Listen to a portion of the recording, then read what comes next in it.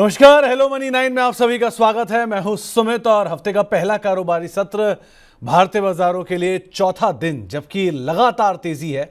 और तेजी ना केवल फ्रंटलाइन इंडेक्स में बल्कि mid cap index, small cap index में भी एक बढ़िया रफ्तार भारतीय बाजारों में बनते हुए दिखाई पड़ रही है। और फ्रंटलाइन इंडेक्स के लिहाज से देखा जाए तो 1050 अंकों की तेजी आज सेंसेक्स में आते हुए दिखाई पड़ी है। निफ्टी 327 अंक ऊपर है। निफ्टी बैंक करीब 1150 अंक ऊपर कामकाज कर रहा है।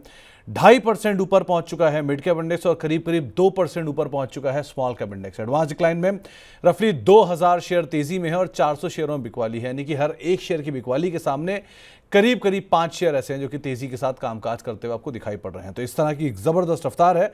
और आज का जो स्टार परफॉर्मर है वो है आईटी। 3.5% ऊपर आईटी इंडेक्स कामकाज कर रहा है। हर कंपनी जिसके नंबर्स आ रहे हैं वो नंबर्स को हिट करने के बाद अपना बॉटम बनाता हुआ दिखाई पड़ रहा है। मिसाल के तौर पर टीसीएस, विप्रो, आज इन्फोसिस, आज टाटा एलेक्सी, इन सब में लोअर लेवल हिट हुए और लोअर लेवल हिट होने के बाद एक स्ट्रॉन्ग कमबैक आईटी में आता हुआ दिखाई पड़ा। पीएसयू बैंक तो दूसरी तरफ से सपोर्ट कर रहे हैं, जहां पे एक डीप वैल्यू है, उस वैल्यू का भी एक एक्सप्लोजन होता हुआ दिखाई पड़ रहा है। एंड लाइकवाइज एफएमसीजी आज बैकफुट पर आता हुआ दिखाई पड़ा है। आज बातचीत करने के लिए हमारे साथ आदित्य मौजूद हैं, जिनसे हम चर्चा करेंगे मार्केट्स को लेकर भी। आदित्य वापस आ चुके हैं अपने ऑफिस में अपने नए ग्लासेस के साथ। आदित्य नमस्कार, स्वागत है कार्यक्रम में। ये तेजी देखने का चश्मा है क्या? नमस्कार सुमित जी। इस चश्मों से क्या है कि एकदम पता चल जाता है कौन सा स्टॉक कहाँ तेजी हो रही है, कहाँ मंदी है, ये साफ दिखता है। तो मैंने कहा नए बाजार के दौर के साथ नई नई चीजें करनी चाहिए। नहीं तो लग क्या रहा है आदित्य, बाजार ओवर स्ट्रेस तो नहीं हो गया? क्योंकि प्रॉब्लम तेजी में नहीं है, प्रॉब्लम जल्द आई हुई तेजी में है। पिछले 4 दिनों में बाजार में इस तरह की तेजी आई है, तो ये डरा रहा है थोड़ा सा। देखिए सुमित जी, अगर टाइम कंसिडर करें तो इसका आंसर हमें एकदम क्लियर मिल जाएगा। सपोज आज की बात करें तो शायद बाजार ओवर स्ट्रेच्ड है। बट अगर हम एक दो हफ्ते की बात करें, एक महीने की बात करें, तो मुझे नहीं लगता कि बाजार ओवर स्ट्रेच्ड है। अभी भी काफी सारी पॉकेट्स है जहां पे अच्छी रैली आना बाकी है। कुछ स्टॉक्स ने पार्टिसिपेट नहीं किया है, वो पार्टिसिपेशन दिखा रहे हैं। तो पार्टी स्टिल ऑन और अभी भी बहुत मौके हैं बाजार में। तो पार्टी तो अभी ऑन है ही। तो अब यहाँ पर अगर किसी को निफ्टी को खाली देखना हो तो निफ्टी पे आप कैसे कॉल लेके चल रहे हो? क्या शॉर्ट जा रहे हो, लॉन्ग जा रहे हो? और दूसरा निफ्टी बैंक, क्या टारगेट्स, क्या स्टॉप लॉस? देखिए निफ्टी में यहाँ पे एक तेजी की रणनीति रहेगी, क्योंकि अभी लार्ज कैप्स ने एक अच्छा पार्टिसिपेशन दिखाना चालू कर दिया है। ऐसा ऐसा हम रूल आउट नहीं कर सकते कि यहाँ से वन वे बाजार ऊपर जाएगा, कोई डिप्स नहीं दिखेगी। डिप्स आ सकती है, बट बाजार का ओवरऑल टेक्सचर और जो ट्रेंड है वो तेजी का है। तो 24,177 पे एक तेजी का व्यू रहेगा। स्टॉप लॉस रहेगा 24,450 का। और यहाँ पे जो टारगेट बन के आ रहे हैं वो आ रहे हैं 24,800 से लेके 24,900 के। तो तेजी का व्यू है। और निफ्टी बैंक? बैंक निफ्टी थोड़ा सा स्ट्रेच हो गया है शॉर्ट टर्म में। यहाँ पे बहुत डीप स्टॉप लॉस बनेंगे, अगर बनेंगे तो स्टॉप लॉस 52,000 का बनेगा, मतलब 3,500 पॉइंट का स्टॉप लॉस है। तेजी भी यहाँ पे हम ऊपर की साइड भी इतने ऊंचे लेवल देख सकते हैं। 59,000 से 60,000 का लेवल देखा जा सकता है कुछ महीनों में। तो यहाँ पे भी ओवरऑल बुलिश का ही व्यू है। बाय ऑन डिप्स की रणनीति इधर भी बनानी चाहिए। मुझे नहीं लगता कि बैंक निफ्टी की रैली खत्म हो चुकी है। तेजी यहाँ से जा रही है और तेजी बनती रहेगी। चलिए, तो तेजी तो रहेगी, बस थोड़ा नियर टर्म में एक शायद जर्क मार्केट दिखा सकता है, लेकिन अदरवाइज बाजार में तेजी का ही स्टांस आप मेंटेन रखिएगा। अब जरा कुछ आज के गेनर लूजर भी आपकी स्क्रीन पर आते हुए दिखाई पड़ेंगे। कि आज जो बाजार ने चौंकाया है वो है इन्फोसिस के नंबर्स के बाद वहां पर एक रिएक्शन है। आज निफ्टी के टॉप गेनर्स में आपको इन्फोसिस का नाम शुमार पड़ेगा, क्योंकि डिस्पाइट नंबर्स वीक थे, लेकिन क्योंकि हर आईटी कंपनी के साथ यही हो रहा है कि जहां नंबर आ रहे हैं वहीं पे बॉटम बन रहा है और उसके बाद से इसमें कम बैक आ रहा है, तो वो इन्फोसिस में देखने को ना। निफ्टी के टॉप गेनर में आज आपको इन्फोसिस का नाम इसलिए शुमार होता हुआ दिखाई पड़ेगा, वहां पर एक अच्छी खरीदारी देखने को मिल रही है। तो इसमें क्या करना चाहिए आदित्य, इन्फोसिस वगैरह में? तेजी का ही व्यू बनाना चाहिए। आई थिंक जो भी बैड न्यूज है that is already in the price, और अभी बाजार में एक रिकवरी का स्टेज आईटी में देखने को मिल रहा है। तो यहाँ पे भी एक बाय की सलाह रहेगी। निफ्टी आईटी इंडेक्स अभी 34,500 पे चल रहा है। एक स्टॉप लॉस अपने इन्वेस्टमेंट्स और ट्रेडिंग के लिए 33,000 का बनाना चाहिए, और ऊपर की साइड लेवल्स वॉच आउट करने चाहिए 36,000 से लेके 37,500 के। ओके, तो इन्फोसिस और बाकी आईटी कंपनियों के ऊपर आप यहाँ पर अदरवाइज नजर रखिएगा। चलिए अब सवाल जवाब का सिलसिला शुरू करेंगे और बातचीत करेंगे दर्शकों के सवालों को लेकर। अगर आपका भी कोई सवाल है, आप भी आदित्य से कोई सवाल पूछना चाह रहे हैं, उनसे कोई भी राय जानना चाह रहे हैं अपने शेयर को लेकर, तो आप हमारे साथ जुड़ सकते हैं। ये नंबर आपकी स्क्रीन पर है 9311121874, ये हमारा व्हाट्सएप नंबर है। और साथ साथ money9query@tv9.com ये हमारा ईमेल आईडी है, जिसके जरिए भी आप हमारे साथ जुड़ सकते हैं। इसके अलावा आप अगले 1 से 1.5 घंटे तक आदित्य और मेरे साथ जुड़ सकते हैं यूट्यूब और फेसबुक पर भी, वहाँ पर भी बातचीत कर सकते हैं। संजय कुमार धीर साहब का पहला सवाल आया है। इनके पास सुज़लॉन के शेयर हैं करीब करीब 57-58 रुपए के दाम पर, और अभी ये प्रॉफिट में है, तो करना क्या चाहिए इसमें? आदित्य, बने रहें, निकल जाएं, क्या करें? देखिए अभी जो काउंटर्स हैं स्मॉल कैप मिड कैप और खासकर सुजलॉन, वहाँ पे करेक्शन कंप्लीट हो चुका है। मुझे लगता है कि यहाँ से अभी तेजी की चाल चल सकते हैं। तेजी की चाल यहाँ पे चालू हुई है। तो यहाँ पे बाय एंड होल्ड की रणनीति रहेगी। और थोड़ा बहुत अक्यूमुलेट करना है तो कर सकते हैं। ऑल्दो सोलर इंडस्ट्री काफ़ी ज़्यादा वॉलेटाइल है रिसेंटली, और वॉलेटिलिटी बनेगी, तो मैं इधर सेक्टर लीडरशिप तो इमर्ज करते हुए नहीं देखता हूँ। बट बाजार के साथ एक तेजी आ सकती है अपसाइड। यहाँ पे 63-64 जो रेजिस्टेंस है, वहाँ पे एक जाने की ये चाल बना सकता है। तो तेजी का व्यू बना है विद स्टॉप लॉस ऑफ 53। तो 53 रुपए का एक स्टॉप लॉस रखिए, बने रहिए और तेजी का व्यू रखिए। जैसे जैसे तेजी बढ़ती जाए वैसे वैसे अपने स्टॉप लॉस को भी ऊपर ट्रेल करते रहिए, लेकिन फिलहाल के लिए आप बने रहें, वो ज़्यादा बेहतर रणनीति यहाँ पर रहेगी। इसके अलावा कुछ और सवालों में एक सवाल आया है श्वेता सक्सेना जी का। ये BEL यानी कि भारत इलेक्ट्रॉनिक्स और दूसरा gas authority of India limited, इन दोनों पर आपकी एक राय जानना चाहते हैं। इन्हें करना क्या चाहिए इनमें? देखिए अगर हम यहाँ देखें तो एक ब्रेकआउट रिसेंटली देखने को मिला है, और वॉल्यूम पार्टिसिपेशन यहाँ पे एक बेहतरीन है। तो यहाँ पे एक तेजी का ही मन बनाए, स्टॉप लॉस रखे यहाँ पे 250 का, और यहाँ पे एक तेजी की रणनीति रखे। BEL और गेल में भी? गेल में देखिए 2 दिन में बहुत अच्छा मूव देखने को मिला है। तो एक अच्छा यहाँ पे मोमेंटम है, तो इसको बीच में नहीं छोड़ना चाहिए। आई थिंक ऊपर के लेवल भी कुछ समय में आ सकते हैं, 200-210 के। तो यहाँ पे तेजी का ही व्यू रहेगा, स्टॉप लॉस रखे 180 का। ओके, तो 180 का ही आप स्टॉप लॉस रखिए और तेजी का व्यू BEL और गेल दोनों के अंदर ही मेंटेन कर सकते हैं। आदित्य, अमन साहब पूछ रहे हैं, इनके पास एयरटेल है, भारतीय एयरटेल, 1540 रुपए के दाम पर खरीदारी है, 21% प्रॉफिट इन्हें यहाँ पर हो रहा है। सो क्या ये प्रॉफिट लेकर निकल जाएं या भी इसके अंदर बने रहें? पहला पार्ट, क्योंकि रिसेंटली सारे म्यूचुअल फंड ने इसमें अपनी पोजीशन एग्जिट की है, आपकी राय क्या कहती है? देखिए अगर शॉर्ट टर्म का नज़रिया है 1-2 महीने का, तो यहाँ पे एग्जिट ले सकते हैं ये। बट अगर इनका नज़रिया थोड़ा सा बड़ा है, 1-2 साल का है, तो मुझे लगता है कि और 3-6 महीने में यहाँ पे तेज़ी और बढ़ सकती है टुवर्ड्स लेवल्स लाइक 1950, 2000 और 2200 के तरफ। तो वहाँ उस बड़ी तेजी के लिए इसको प्ले किया जा सकता है। स्टॉप लॉस जरूर रखे, ट्रेलिंग स्टॉप लॉस रखना चाहिए। 1700 का स्टॉप लॉस रखे, और यहाँ पे एक टेक्निकल कंसोलिडेशन का रेंज ब्रेकआउट देखने को मिला है। तो उसके हिसाब से तेजी का नजरिया बन रहा है। तो अगर आप नियर टर्म ट्रेडर हैं तो आप प्रॉफिट बुक कर सकते हैं। अगर आप medium to long term player हैं तो हो सकता है थोड़ा नीचे आए और उसके वापस कंसोलिडेट करे चलना शुरू कर दे। तो उस हिसाब से आप अपनी रणनीति बनाइए कि आप क्या इसमें तय करना चाहते हैं, वो जो आपको रेलेवेंट लगे आप उसके हिसाब से फैसला लीजिएगा।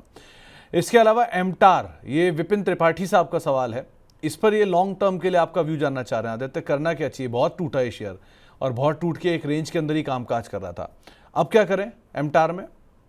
ठीक है, अभी बुरे दिन गए, अब तो डरने के दिन गए, अब खुश होने के दिन आए हैं। डिफेंस पैक जो है वो पूरा रिकवर कर रहा है, और इस स्टॉक में भी एक कंसोलिडेशन के बाद अक्यूमुलेशन साइंस है इस काउंटर में। तो तेजी का मन बना है इधर, स्टॉप लॉस रखे 1200 का। और यहाँ पे अक्यूमुलेशन का एक नजरिया बना सकते हैं, और लगता है कि आने वाले समय में स्टॉक अपने रेजिस्टेंस को टेस्ट करने जा सकता है, जो है 1500 से 1600। तो यहाँ पे बाय ऑन डिप्स की रणनीति रहेगी। तो बाय ऑन डिप्स की आपकी एक रणनीति रहेगी और उसके हिसाब से आप यहाँ पर फैसले लीजिएगा। लेकिन अभी के लिए आप एटलीस्ट घबराने वाली सिचुएशन तो अब जा चुकी है डिफेंस स्पेस में, आदित्य का मानना है।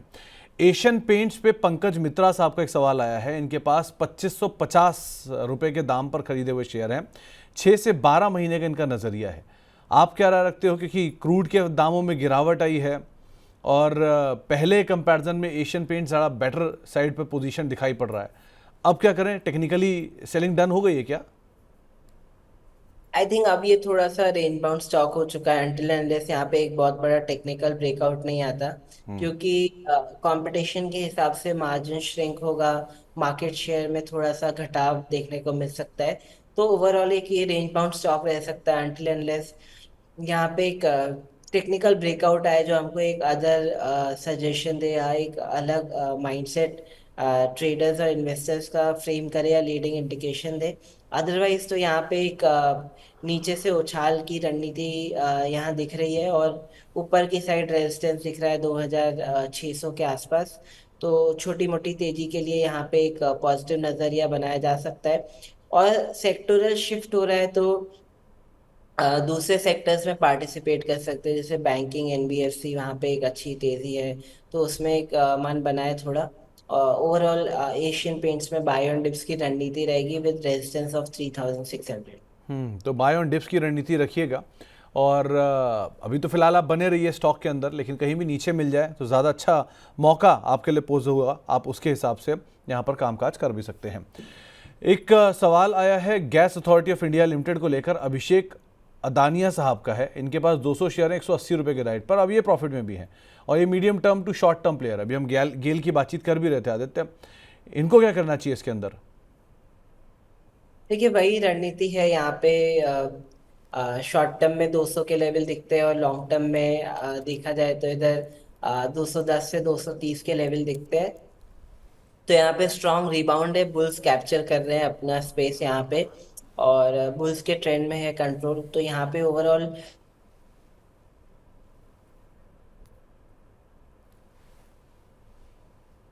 आदित्य आप सुन पा रहे हैं?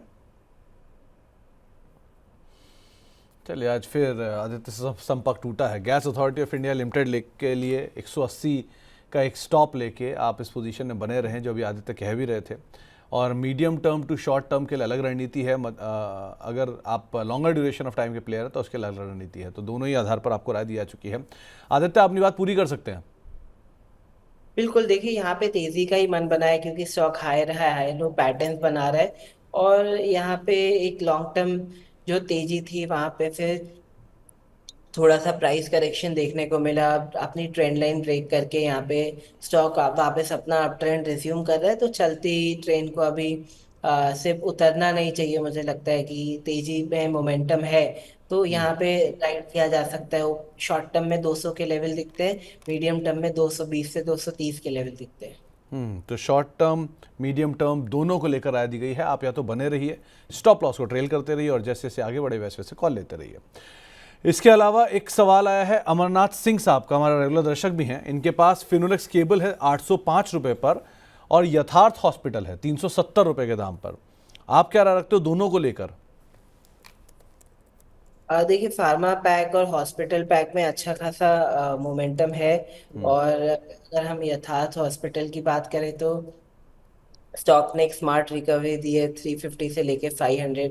मुझे लगता है कि एक मीडियम टर्म में नजरिया बनाए तो ये तेजी बरकरार रह सकती है, और ऊपर की साइड लेवल्स आ सकते हैं 570 से लेके 620 के। तो यहाँ पे एक तेजी का मन बना सकते हैं। शॉर्ट टर्म में थोड़ा सा मोमेंटम फेड होता हुआ दिखता है, बट मीडियम टर्म में 570 से 600 के लेवल दिखते हैं। 570 से 600 के लेवल यथार्थ में आते हुए दिखाई पड़ सकते हैं। और फिनोलेक्स केबल को लेकर राय?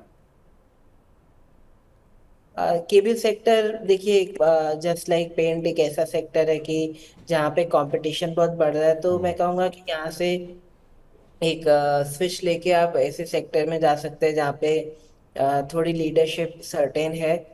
यहाँ पे नए नए कॉम्पिटिटर्स के आने की वजह से एक प्रॉपर मोमेंटम नहीं बन पा रहा है, वॉलेटिलिटी काफ़ी ज़्यादा है। तो मैं कहूँगा कि ऊपर की साइड यहाँ पे मौके ढूंढे तलाशे एग्जिट करने के लिए। तो कोई भी आपको ऊपर की तरफ एग्जिट का मौका मिले तो आप निकल सकते हैं। हालांकि यथार्थ में आप बने रह सकते हैं, लेकिन आप निकलना चाहें तो फिनोलेक्स केबल से निकल सकते हैं। संजय जी का एक सवाल आया है सीजी पावर को लेकर। 565 रुपए के दाम पे इन्होंने खरीदारी कर रखी है, 171 शेयर। अब क्या करना चाहिए इन्हें सीजी पावर में? पीजी पावर में आप देखेंगे तो रिसेंटली काफी स्ट्रांग मोमेंटम है। मुझे लगता है कि ये बाजार की तेजी के साथ स्टॉक अच्छा पॉजिटिव पार्टिसिपेट कर रहा है। इस लेवल पे भी ये स्टॉक को खरीदा जा सकता है। 646 पे स्टॉप लॉस लगाना चाहिए 570 का, और ऊपर की साइड टारगेट दिखते हैं 710 से लेके 750 का। तो यहाँ पे बिल्कुल पॉजिटिव नजरिया है। हम्म तो पॉजिटिव नज़रिया, अगर आप खरीदारी करना भी चाहते हैं तो आप यहाँ पर भी खरीदारी कर सकते हैं और बने भी रह सकते हैं स्टॉक के अंदर। अजीत बैद साहब पूछ रहे हैं क्या आज का दिन सही दिन है टाटा एलेक्सी खरीदने का? आप क्या राय रखते हैं आदित्य? ये डिपेंड करता है कि आपका नजरिया कितना है। अगर आपका मीडियम टर्म नजरिया है तो बिल्कुल अच्छा दिन लगता है। आज टाटा एलेक्सी को अक्यूमुलेट करने का स्टॉप लॉस रखना चाहिए यहाँ पे 4800 का, और ऊपर की साइड टारगेट बन के आ रहे हैं 6000 से लेके 6100 के। नहीं तो लेकिन ये पूरा आईटी में करना क्या चाहिए आदित्य, क्योंकि जो जो नंबर आते जा रहे हैं वो नंबर जिस जिस दिन हिट हो रहे हैं उस दिन ही उन कंपनियों का नियर टर्म बॉटम बन रहा है। आप इन्फोसिस देखो, टीसीएस देखो, आप विप्रो देखो, इवन आज टाटा एलेक्सी देख लो। तो क्या मान के चले कि ऑलरेडी इतनी ओवरसोल्ड थे कि जैसे ही नंबर आएंगे वैसे ही बॉटम बन जाएगा? बिल्कुल, देखिए ये ऐसी कहानी है कि शेर आया, शेर आया, शेर आया, और जब शेर नहीं आया तो सब एक अलग ही दिमाग बना के बैठ गए। वैसे ही आईटी में भी यही हाल है कि इतने खराब नंबर आएंगे, इतने खराब नंबर आएंगे। नंबर इतने खराब नहीं आए, कमेंट्री इतनी खराब नहीं आई, तो एक रिलीफ रैली बाजार में देखने को मिल रही है। तो वैसी कहानी है यहाँ पे। तो बाजार काफी ओवरसोल्ड है, काफी नेगेटिव्स को प्राइस इन करके आया है, और अब शेर नहीं आया तो बाजार में शेयर के भाव बढ़ रहे हैं, ऐसा है। लगता है गिर होके आए हो आप वीकेंड पे। सारा गिर तो शेयर बाजार में दिख रहा है। सारे स्टॉक पहले एक अलग जानवर बने बैठे थे, अभी शेर की तरह ऊपर भाग भाग रहे हैं। नहीं नहीं, बढ़िया। तो एक्चुअल में स्टोरी यही है कि ऑलरेडी बहुत ओवर सोल्ड है और जैसे ही नंबर आ रहे हैं जो वर्स्ट है उतनी उम्मीद थी नहीं। जितने खराब नंबर आ रहे हैं उससे बेटर साइड पर ये सिचुएशन आ रही है, तो इसलिए शायद बाजार इसको पॉजिटिवली रिएक्ट भी कर रहा है। इसके अलावा एक सवाल आया है टाटा कंज्यूमर को लेकर, हिमांशु शर्मा साहब का। इनके पास 934 रुपये के दाम पर खरीदारी है और ये पूछ रहे हैं कि कहाँ पर प्रॉफिट इन्हें बुक करना चाहिए टाटा कंज्यूमर में। टाटा कंज्यूमर देखिए एफएमसीजी में भी अभी एक अच्छा मोमेंटम बना हुआ है रिसेंटली। और अगर इनको पैसे की जरूरत है शॉर्ट टर्म में तो ये अभी भी एग्जिट कर सकते हैं, बट अगर एक मीडियम टर्म के लिए ये रुक सकते हैं तो मुझे लगता है कि इस स्टॉक का जो रेजिस्टेंस है वो 1240 के आसपास है। और इस लेवल को इन्हें वॉच आउट करना चाहिए क्लोजली। स्टॉक ने अपना एक राउंडिंग बेस बना के एक नई तेजी चालू की है, तो यहाँ पे एक पॉजिटिव नजरिया है। तो पॉजिटिव नज़रिया है। आप फिलहाल तो बने रहिए स्टॉक में, ऐसा कोई दिक्कत नहीं है। और अगर आपको पैसे की ज़रूरत नहीं है तो आप यहाँ पे समय और भी दे सकते हैं। कंपनी अच्छी है, ब्रांड अच्छा है, प्रोडक्ट अच्छा है, बस समय थोड़ा ज़्यादा आपको देना पड़ सकता है, तो उसको आप ज़रूर ध्यान रखिएगा। कोचिन शिपयार्ड है आरपो तरफदार साहब के पास 1407 रुपये के दाम पे। अभी आप बात कर भी रहे थे डिफेंस स्पेस में एमटार को लेकर, तो कोचिन शिपयार्ड में क्या करें? 1407 में इनकी खरीदारी है। आई थिंक कोचिन शिपयार्ड में एक अलग स्टोरी है यहाँ पे। स्टॉक ने ऑलमोस्ट मल्टीपल एक्स रिटर्न दिया। 140 से स्टॉक ऑलमोस्ट 3000 हो गया, 20x हो गया। उसके बाद एक स्ट्रॉन्ग सेलिंग देखने को मिली। अभी भी अपने टॉप से आधा हो बैठा है, बट 140 के भाव से अभी भी 10x है। बट स्टॉक ज़्यादा टाइम ले रहा है कंसोलिडेट करने को। मुझे लगता है कि यहाँ पे एक पीरियड ऑफ अंडर परफॉर्मेंस बना रह सकता है, तो एक सेल ऑन राइज कैंडिडेट रहेगा। तो एक सेल ऑन राइस का कैंडिडेट रखिएगा आप इसको। एक बड़ी तेज़ी दिखा चुका है, सो थोड़ा बेहतर यही रहेगा कि आप कहीं भी तेज़ी में निकलने की कोशिश करें। अब चलते हैं पटना, वहाँ पर हमारे साथ बातचीत करने के लिए विवेक कुमार साहब मौजूद हैं। कुमार साहब नमस्कार। हाँ नमस्ते।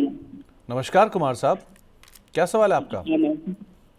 सर मेरा सवाल है कि इंडसइंड बैंक 120 के 150 शेयर मैंने खरीदा है, तो उसका रेट कितना ऊपर जाएगा? तो कुमार साहब आपका नज़रिया इसमें क्या है वैसे अदरवाइज? मेरा लगभग 11-1200 इस ओके। में 6 6 महीना महीना साल भर। 6 महीने साल भर। चलिए, तो आदित्य करना क्या चाहिए? इंडसइंड बैंक, पूरा बैंक में पुल बैक आया और इसने भी अच्छा पुल बैक लिया, इनकी खरीदारी के भाव से ऊपर आ गया, आज 5% ऊपर भी है। ये 5 से 6 महीना दे सकते हैं। कहाँ तक जाने की तेजी आप लग रही है इसमें? देखिए, काफी ट्रिकी काउंटर है यहाँ पे।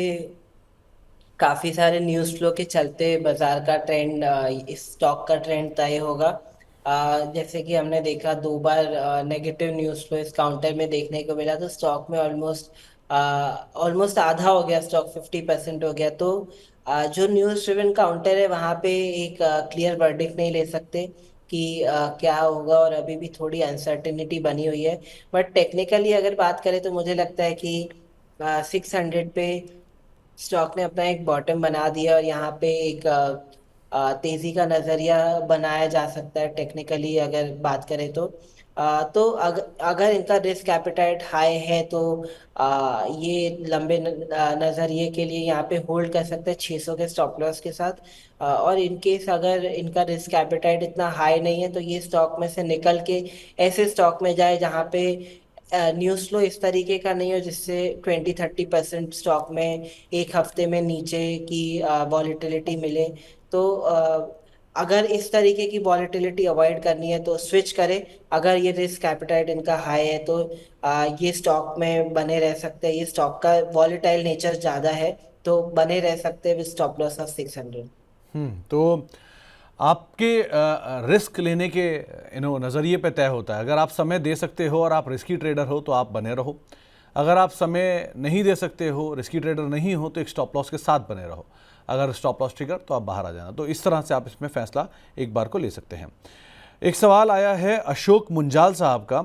इन्होंने वरुण बेवरेजेस के शेयर ले रखे हैं 540 रुपये के दाम पर, और पूछ रहे हैं इसमें करना क्या चाहिए। समर थीम वर्कआउट तो कर रही है, आप कैसे देख रहे हो? जी, एक बार नाम रिपीट करेंगे? Varun beverages, VBL.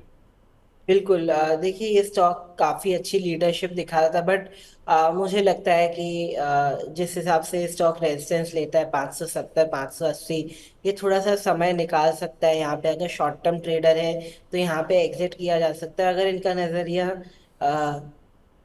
1.5 साल 2 साल का है तो यहाँ पे एक तेजी का व्यू बना है। अदरवाइज मुझे लगता है कि जो सबसे जूसीएस्ट रैली थी ये काउंटर में, वो काफी हद तक प्ले आउट हो चुकी है। स्टॉक ऑलरेडी एक बहुत बड़ा मल्टी बैगर बन चुका है। नीचे के लेवल से आप देखेंगे तो 40 का हुआ करता था करीब करीब, और अभी 550 का है। तो एक इसमें multi bagger story already play out हो चुकी है।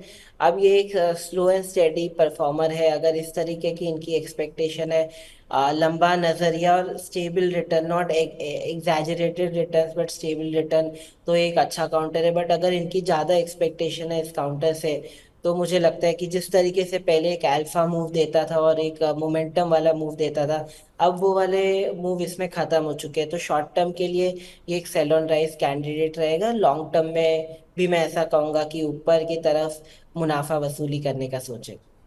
तो यहाँ पर ऑलरेडी एक बड़ा रनअप आ चुका है।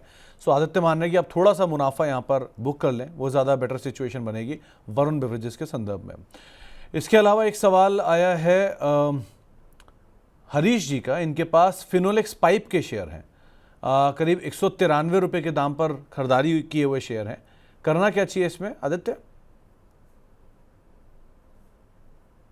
अगर हम फिनोलेक्स पाइप्स का बात करें तो इसका एक्चुअली टिकर कोड मुझे मिल नहीं रहा है मेरे सॉफ्टवेयर। फिन पाइप के नाम से आपको मिलेगा ये एनएससी में, और अगर बीएससी कोड ढूंढ रहे हैं 500940 इसका बीएससी कोड है। करेक्ट। तो यहाँ पे एक बहुत बड़ी गिरावट देखने को मिली, 350 से लेके 150, तो ऑलमोस्ट स्टॉक आधा हो गया है। और मुझे लगता है इसमें काफी कुछ नेगेटिव न्यूज फ्लो चल रहा है, जिस हिसाब से यहाँ पे बायर्स बहुत एग्रेसिव नहीं हो रहे हैं, और सेलर्स की साइड से एग्रेसिव सेलिंग देखने को मिल रही है हर ऊंचे लेवल पे। यहाँ पे एक बिकवाली है। तो मैं कहूँगा ये इस तरीके के कैंडिडेट्स को अवॉइड करें, सेक्टोरल रोटेशन फॉलो करें, नए सेक्टर्स में जाएं जहाँ पे एक अच्छी तेजी है। इस काउंटर में ज़्यादा दमखम नहीं लगता, और वॉलेटाइल काउंटर है, और न्यूज़ फ्लो नेगेटिव है। तो मैं कहूँगा कि ये सेल ऑन राइज कैंडिडेट है। ओके, दीपचंद सैनी साहब हमारे रेगुलर दर्शक भी हैं, इनके पास आयरिडा के शेयर हैं 115 नहीं 224 रुपए के दाम पर। क्या ये यहाँ पर और एवरेज कर सकते हैं आयरिडा को?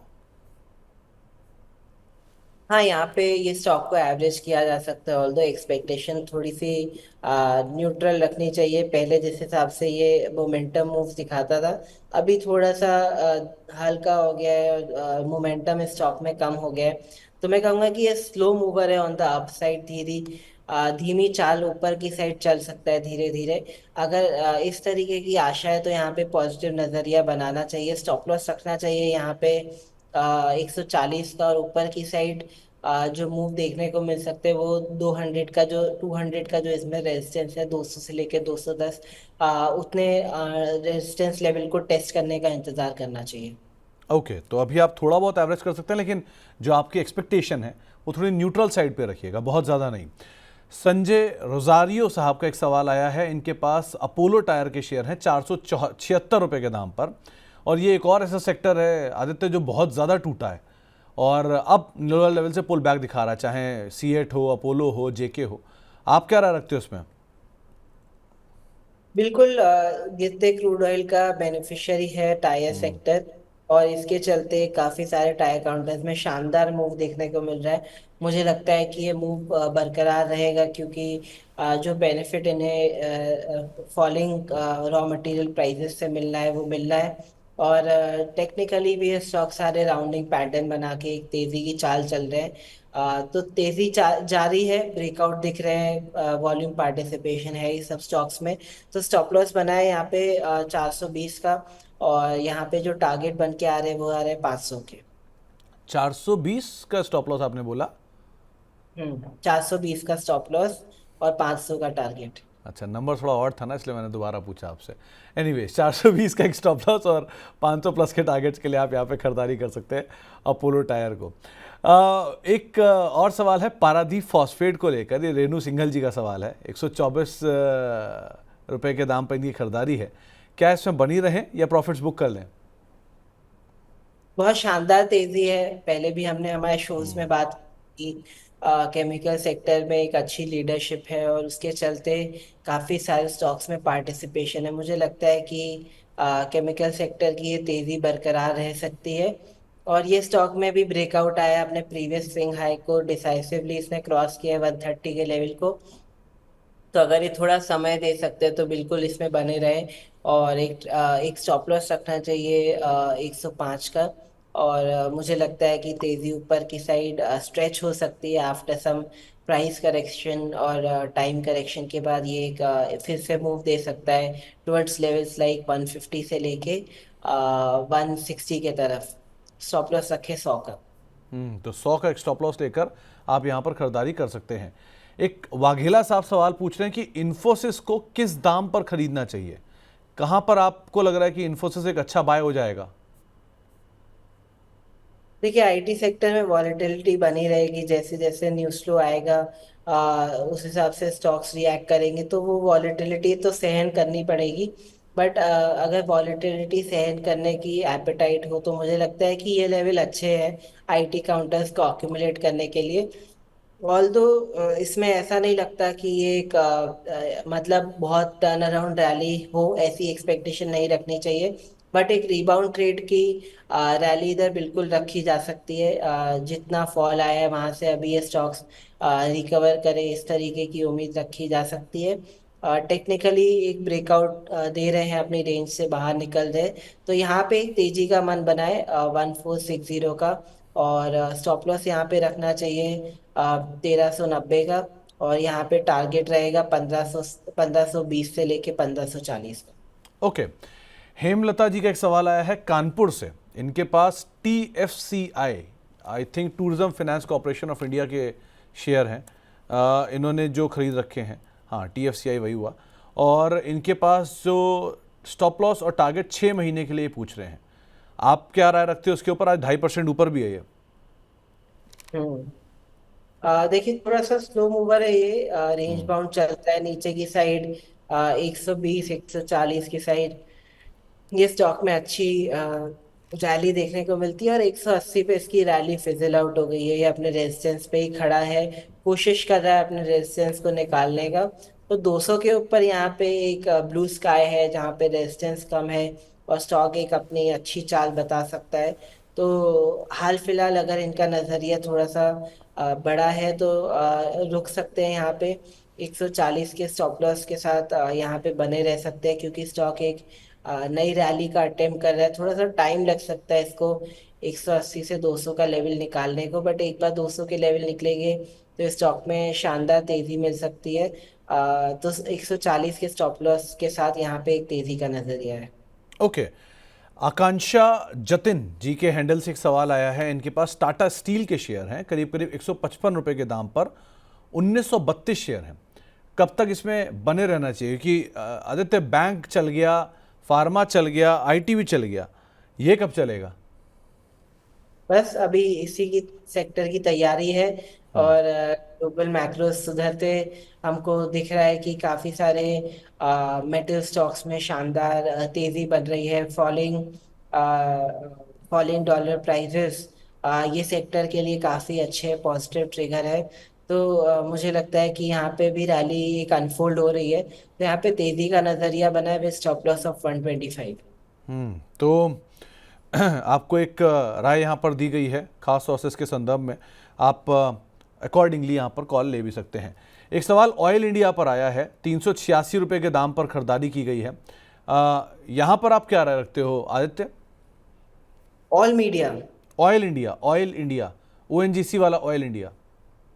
ऑयल इंडिया, देखिए सारे पीएसयू सेक्टर में एक काफ़ी अच्छी तेज़ी है, और ये स्टॉक भी अच्छा पार्टिसिपेट कर रहा है, 3.5% प्लस है। और मुझे लगता है कि यहाँ पे एक पॉजिटिव नज़रिया ही बनाना चाहिए। स्टॉप लॉस रखे 365 का, और यहाँ पे ऊपर की साइड लेवल्स वॉच आउट करने चाहिए 430 से लेके 440 के। तो यहाँ पे एक पॉजिटिव नज़रिया है। तो एक पॉजिटिव नज़रिए के साथ यहाँ पर आप काम कर सकते हैं स्टॉक के अंदर। लाइकवाइज मेटल को लेकर गौतम ठाकुर साहब का भी एक सवाल आया है। इन्होंने नाल्को और केनरा बैंक, इन दोनों को आइडेंटिफाई किया है कॉन्ट्रा बैंक के लिए, कॉन्ट्रा बेट के लिए। क्या इन्हें यहाँ पर लॉन्ग जाना चाहिए इसमें या अवॉइड करना चाहिए? कॉन्ट्रा बेट के लिए एज इन ये सेक्टर दोनों कैन बैंक तो देखिए बाजार की तेजी के साथ चल रहा है। तो कॉन्ट्रा बेट ये किस तरीके से बोल रहे हैं, मैं इनके प्रश्न को अच्छे से समझा नहीं। बट तेजी दोनों स्टॉक में बनी हुई है, और इसको दोनों को बाजार में एक तेजी का यहाँ पे व्यू बिल्कुल बना सकते हैं। टाटा स्टील में भी व्यू बना सकते हैं। स्टॉप लॉस रखे 125 का, और एक तेजी का व्यू बना है। और दूसरे स्टॉक में भी वहाँ पे भी ट्रेंड काफी पॉजिटिव है, वहाँ पे भी तेजी का व्यू बनाया जा सकता है। ओके, तो दोनों में ही अगर आप तेजी बनाना चाह रहे हैं तो दोनों में आप खरीदारी कर सकते हैं। इंद्रनील साहब के पास पूना वाला फिनकॉप और हुडको, इन दोनों को ऐड करने की इच्छा है। क्या यहाँ पर ऐड करना चाहिए या फिर अवॉइड करना चाहिए? ये डिपेंड करता है कि इनका होल्डिंग पीरियड क्या है। अगर एक दिन का व्यू है तो शायद नहीं ऐड करना चाहिए, बट अगर 3-6 महीने का व्यू है तो हुडको को बिल्कुल ऐड कर सकते हैं। यहाँ पे स्टॉक एक अपना फॉलिंग ट्रेंड लाइन का ब्रेकआउट दे रहा है, और एक फ्रेश रैली अटेम्प्ट कर रहा है। ऑल्दो अपने रेजिस्टेंस पे खड़ा है 240 के, तो यहाँ पे एक फ्रिक्शन देखने को मिल सकता है। इसलिए मैंने लंबा नजरिया बोला, थोड़ा लंबा नजरिया बनाएंगे तो यहाँ पे तेजी का नजरिया। पूना वाला फिनकॉप एक अच्छा कैंडिडेट, फाइनेंस स्पेस में हमने देखा है शानदार रैली बैंकिंग और एनबीएफसी में चल रही है, और मुझे लगता है कि ये रैली कंटिन्यू रह सकती है यहाँ पे। क्योंकि स्टॉक अपने high high high low patterns बना रहे हैं, वॉल्यूम पार्टिसिपेशन है। तो यहाँ पे एक तेजी का नजरिया इसके साथ बने रह सकते हैं, और स्टॉप लॉस रखे 300 का, और एक तेजी का नजरिया यहाँ पे कायम है। ओके, और हुडको? हुडको में भी मीडियम टर्म व्यू पॉजिटिव है। शॉर्ट टर्म में मुझे लगता है थोड़ा बहुत मोमेंटम फिजल आउट हो चुका है, बट मीडियम टर्म में हुडको पे भी एक पॉजिटिव नजरिया बनता है। तो एक पॉजिटिव नजरिया के साथ आप दोनों ही स्टॉक में बने रह सकते हैं, ऐसी कोई दिक्कत नहीं है। सीक्वेंट साइंटिफिक, अमन साहब के पास ये शेयर है करीब 200 रुपए के दाम पर। इस पे आप क्या राय रखते हो अपनी?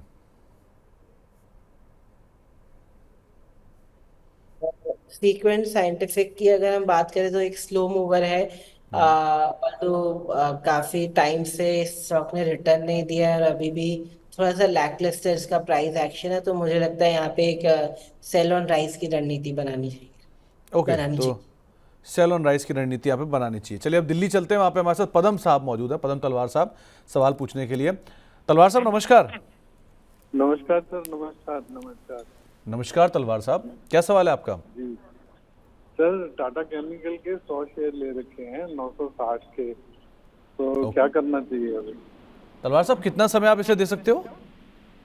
दे सकता हूँ, समय तो दे सकता हूँ 6-8 महीने, 1 साल, कोई बात नहीं। और अगर आपको इन्वेस्टर आदित्य बोले कि और खरीदारी करनी है, आप और खरीदारी कर सकते हैं? ले सकता हूँ और चलिए, तो आदित्य टाटा केमिकल हालिया करेक्शन में काफ़ी नीचे भी आ गया, इनफैक्ट इतना नीचे आ गया कि अपनी बुक वैल्यू से भी नीचे चला गया। 870 की बुक वैल्यू और 850 पे शेयर पहुंच गया है। करना क्या चाहिए इन्हें? काफी अट्रैक्टिव बाय है, जैसा आपने फंडामेंटल नजरिए से भी बताया कि स्टॉक अपने बुक वैल्यू के नीचे चला गया है। टेक्निकली भी अपने मीडियम टर्म सपोर्ट को टेस्ट कर रहा है। 2022 के जो लेवल थे, अभी स्टॉक ने वो लेवल को टेस्ट किया है और वहां से एक रिबाउंड देखने को मिल रहा है। तो मुझे लगता है कि यहाँ पे एक अच्छा रिस्क रिवॉर्ड बन रहा है, जहाँ पे डाउनसाइड थोड़ा सा रेस्ट्रिक्टेड है, सपोर्ट के आसपास है, तो नीचे के डिमांड जोन पे अक्सर बाइंग देखने को मिल जाती है। तो नीचे के साइड डाउनसाइड थोड़ा सा रेस्ट्रिक्टेड है और अपसाइड ओपन अप हो सकता है। जैसे मैंने बोला कि केमिकल सेक्टर में काफी सारे फंडामेंटल्स इंप्रूव हो रहे हैं और आउटलुक बेहतरीन हो रहा है, तो यहाँ पे एक बाय ऑन डिप्स की बिल्कुल रणनीति बना सकते हैं। अभी भी ये स्टॉक पॉजिटिव गुड बुक्स में है और एक टेक्निकली यहाँ पे एक सपोर्ट को टेस्ट कर रहा है, तो एक पॉजिटिव कैंडिडेट है। स्टॉप लॉस रखना चाहिए 730 का और एक तेजी का नजरिया बनाए। ऊपर की साइड लेवल्स जो रेजिस्टेंस है जो हम वॉच आउट कर रहे हैं वो है 1000 के।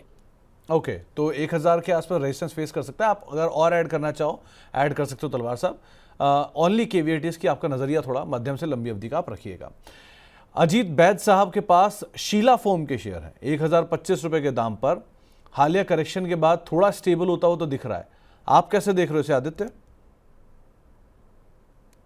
शीला फोम देखिए काफी अंडर परफॉर्मर रहा है। हायर लेवल से स्टॉक में काफी सेलिंग रही है, तो एक high risk high return candidate रहेगा, क्योंकि बाजार की तेजी के साथ ये इसमें प्राइस एक्शन काफी डिस्करेजिंग है, बट अपने मीडियम टर्म सपोर्ट को टेस्ट कर रहा है। तो यहाँ पे एक रीबाउंड ट्रेड या मीन रिवर्जन ट्रेड की तैयारी कर सकते हैं with stop loss of 600 and target of 720 से लेके 740।